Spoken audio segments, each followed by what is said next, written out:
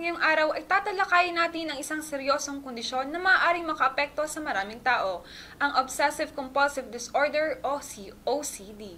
Alam niyo ba na ang OCD ay hindi lang simpleng pagiging maayos o mahilig sa kalinisan, ito ay isang mental health condition na nangangailangan ng masusing pag-unawa at suporta. Ayon sa National Institute of Mental Health o NIMH, ang OCD ay isang uri ng anxiety disorder kung saan ang isang tao ay nakakaranas ng obsessive at compulsions.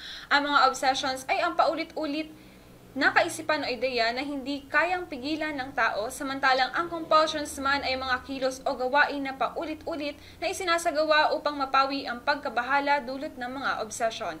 Narito ang ilan sa halimbawa ng mga karaniwang sintomas ng OCD. Una na dyan, pagkakaroon ng mga obsessions o hindi maiiwasang kaisipan, halimbawa na lamang ang maaaring magkaroon ng takot sa kontaminasyon o pagkakaroon ng sakit, kaya laging maghugas ng kamay kahit na wala namang kalat o dumi. Mga compulsions o paulit-ulit na kilos. Ang compulsions ay kadalasang ginagawa upang mapawi ang pagkabahala na dulot ng mga obsessive thoughts. Halimbawa na lamang ang paulit-ulit na pagsuri ng pinto kung ito ay nakasarado o ang pagkakaroon ng tiyak na pagkakasunod-sunod ng mga bagay sa bahay. Paano nga ba naaapektuhan ang mga taong may OCD sa kanilang pang-araw-araw na buhay?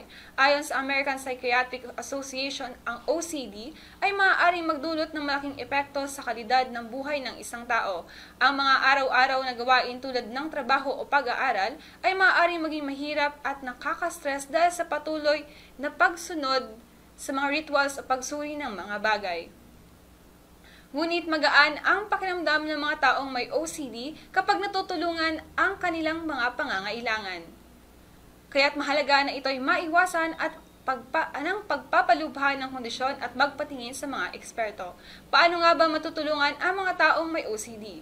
Una na dyan ay ang therapy, ang Cognitive Behavioral Therapy o CBT, lalo na ang Exposure and Response Prevention o ERP, ay isang mabisang paraan upang matulungan ang mga taong may OCD na matutunan kung paano pamahalaan ang kanilang mga obsession at compulsions.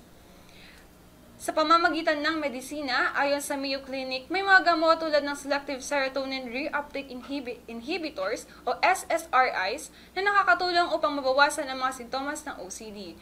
Maliban dyan, suporta mula sa pamilya at kaibigan. Mahalaga ang pagkakaroon ng malasakit at pag-unawa mula sa mga mahal sa buhay ng mga taong may OCD upang matulungan silang magtagumpay sa kanilang paggagamot. Ang OCD po ay isang uri ng kondisyon na maaaring magdulot ng matinding stress at anxiety, ngunit sa tamang paggamot at suporta ay makakamtan pa rin ng mga taong may OCD ang magandang kalidad ng buhay. Kung nakakaranas ka ng mga sintomas ng OCD o may kilala kang may gantong kondisyon, huwag mag-atubiling humingi ng tulong mula sa mga eksperto.